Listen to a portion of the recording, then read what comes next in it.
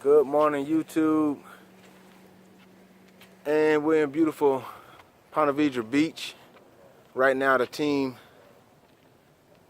is working on preparing the area for a side repair. A customer had an oak tree removed. It was a pretty good sized tree. He said it was bigger than that tree. Had that removed and he had the stumps ground.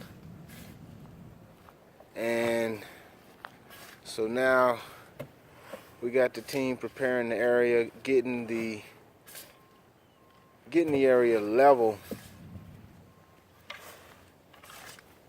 When they're done preparing, the area will be level, ready for the sod.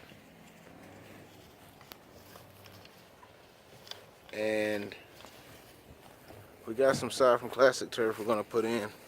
Hopefully we got enough. We may have to go back and get more.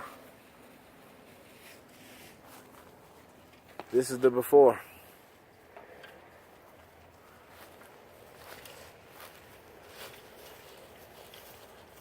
Stay tuned.